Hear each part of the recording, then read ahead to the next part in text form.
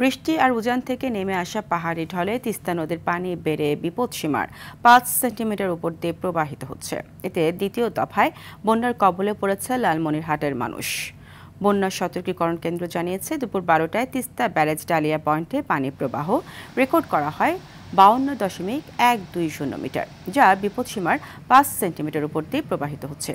এতে নদী তীরবর্তী নিম্নাঞ্চল প্লাবিত হতে পারে। নদী তীরবর্তী অঞ্চলের জনগণকে সতর্ক থাকতে অনুরোধ করা হয়েছে। আগামী ৩ দিন তিস্তার পানি বৃদ্ধি পাবে বলে জানায় বন্যা সতর্কীকরণ কেন্দ্র।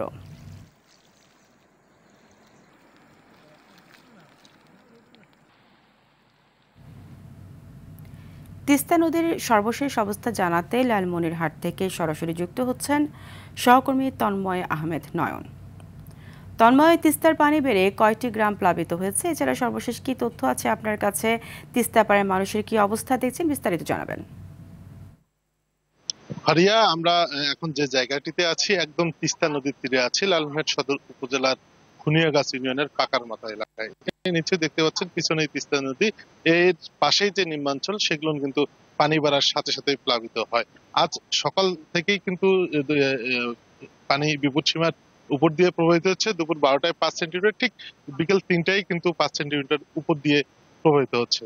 হারিয়া, যদি বলি যে এখন পর্যন্ত কিন্তু এই নিম্নাঞ্চল প্লাবিত হয়নি, তবে রাত ১২টা পর্যন্ত পানি অব্যাহতভাবে বৃদ্ধি পাবে। নিম্নাঞ্চল প্লাবিত হওয়ার আশঙ্কা রয়েছে। পানি উন্নয়ন বোর্ডের সঙ্গে আমাদের কথা হয়েছে যে রাত ১২টা পর্যন্ত পানি অব্যাহতভাবে বৃদ্ধি পাবে।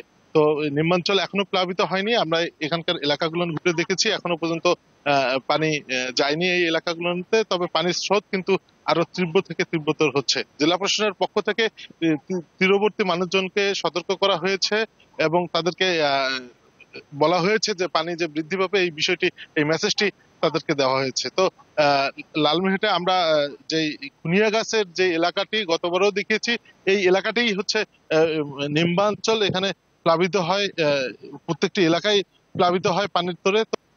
এবারে আসলে জেলা প্রশাসনের পক্ষ থেকে কঠোরভাবে নির্দেশনা দেওয়ার কারণে মানুষজন সতর্ক অবস্থানে আছে। এখন পর্যন্ত কোনো গ্রাম প্লাবিত। জেলা প্রশাসনের পক্ষ থেকে জানানো হয়েছে যে যথেষ্ট মজুদ খাবার রয়েছে, শুকনো খাবার রয়েছে, যে পানিবন্দী মানুষদের জন্য বরাদ্দ করা হয়েছে। এই ছিল লালমনিরহাটের সর্বশেষ খবর। তন্ময়, আপনাকে ধন্যবাদ।